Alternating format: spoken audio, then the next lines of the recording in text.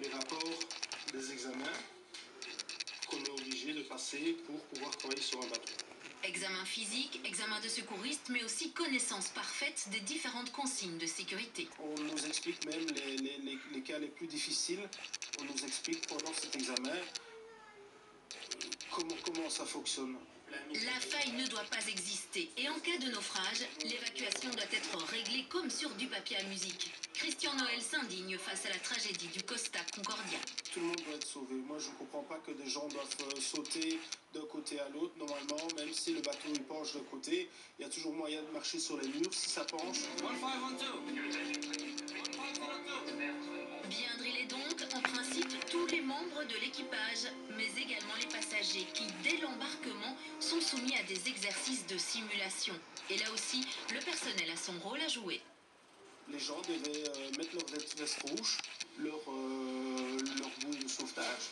Et puis alors, tout le monde devait se mettre à une certaine position. On leur montrait, à chaque position, il y avait un personnel. Et puis alors, on dirigeait les gens. Et chez nous, ça allait.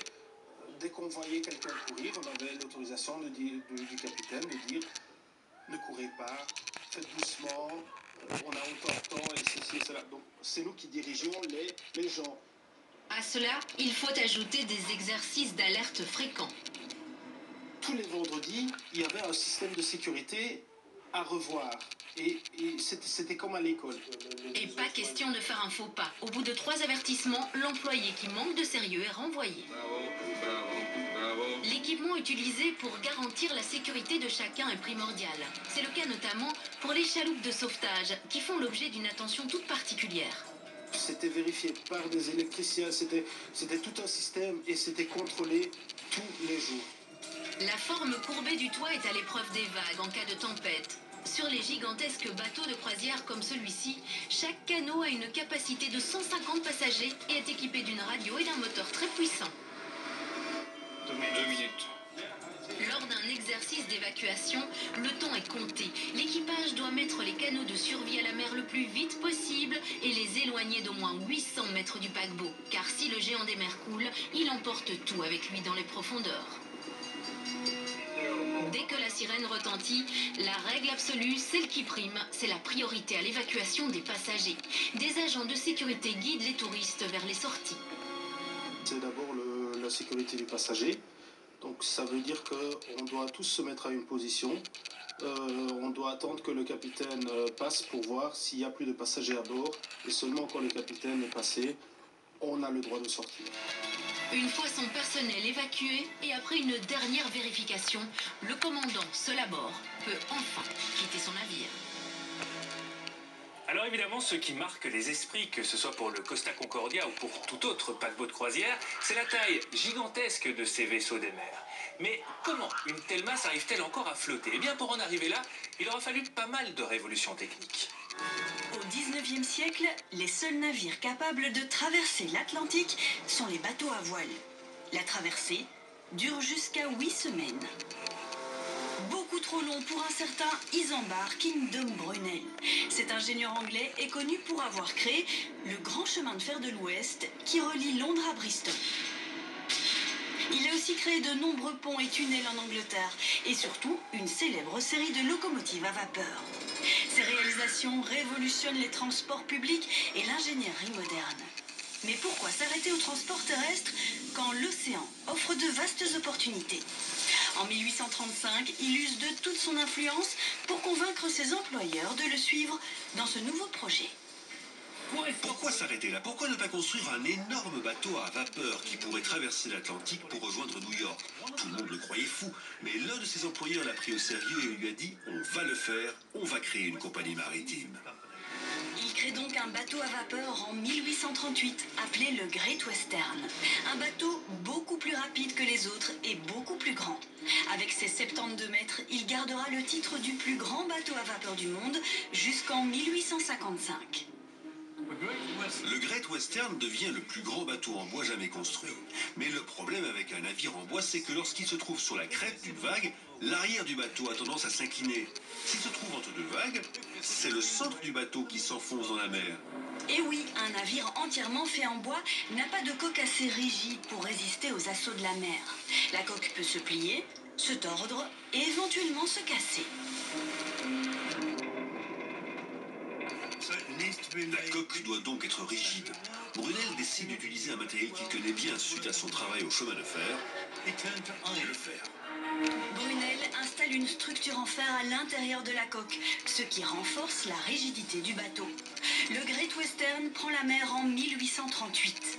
Son premier voyage, aller-retour pour New York, ne dure que 29 jours. Comparativement aux 2 mois nécessaires pour un voilier, c'est un record. En 1936, en matière de vitesse, la palme revient à ce paquebot, le Queen Mary. Et ce, grâce à une découverte. Les architectes et ingénieurs du Queen Mary remarquent une évidence. Quand un bateau avance, il est gêné non seulement par la résistance de l'eau sur sa coque, mais aussi par les vagues. Car oui, des vagues se forment aussi quand le nez du bateau, qu'on appelle étrave, fend l'eau. Et plus la vitesse est élevée, plus la vague d'étrave est importante. On remarque que chaque vague frappe le bateau de face. La surface du bateau est touchée, et si c'était un paquebot de taille réelle, il subirait beaucoup de dégâts. Pour éviter ce problème, les ingénieurs du Queen Mary ont donc repensé la proue du bateau. L'avant du navire est désormais taillé pour traverser les vagues. Lorsque la proue du bateau entre en contact avec la vague, elle la fait dévier, la vague se divise en quelque sorte et ne frappe pas le navire de plein fouet. Elle ne cause pas de dégâts. Sur les paquebots nouvelle génération, on a même ajouté un bulbe d'étrave. On a allongé l'avant du navire pour contrer les vagues. Aujourd'hui, la taille des bateaux est plus impressionnante qu'à l'époque. Celui-ci, par exemple, est 120 fois plus grand que le navire de Brunel. D'une longueur de 339 mètres, ce bateau peut transporter jusqu'à 3600 passagers. Il ne faut pas plus de 2 années pour construire ce paquebot. Il est né ici, en Finlande, dans le chantier naval de Turku. Contrairement au Great Western, qui était fait de bois et de fer, la coque du paquebot est en acier. 32 000 tonnes de ce matériau ont été nécessaires pour la construire. Mais l'acier n'est pas l'unique solution pour garantir une structure solide. Il faut répartir correctement les poids sur ce bateau. C'est l'un des principes de base en génie civil, à savoir que n'importe quel matériel est plus efficace lorsqu'il est disposé correctement. Et pour vous démontrer cela, j'ai un morceau de carton plié qui couvre 2 pieds de table et voyons voir s'il supporte des briques. Si on en rajoute une, que va-t-il se passer? Et ça ne tient pas. Deuxième expérience tient avec pas. le même morceau de carton, mais plié de manière à former une boîte creuse. Et là, la boîte arrive à porter 4 briques. Comme vous pouvez le constater, on peut doubler la charge sur un même carton simplement en réorganisant le matériel et en le mettant au bon endroit. Les ingénieurs de ce paquebot ont procédé de la même façon, avec non pas des boîtes en carton, mais en acier. Il y en a 170 à bord, d'une largeur de 22 mètres et d'une longueur de 32. Les travailleurs les ont transportés jusqu'au bateau à l'aide de grues. Et une fois sur le navire, ils ont utilisé une presse hydraulique pour que les boîtes soient parfaitement alignées. Elles sont ainsi disposées de part et d'autre du bateau, créant des alvéoles. Grâce à cette structure, le bateau ne craint ni les mers, ni les océans. Et oui, une fois encore, tout s'explique. Bon, on va jeter l'encre quelques instants, histoire de faire une petite pause. Et ensuite, on continuera notre voyage dans les coulisses des grands paquebots. On parlera notamment de la propulsion, de l'aménagement intérieur ou encore de la formation des futurs navigateurs. Alors à tout de suite.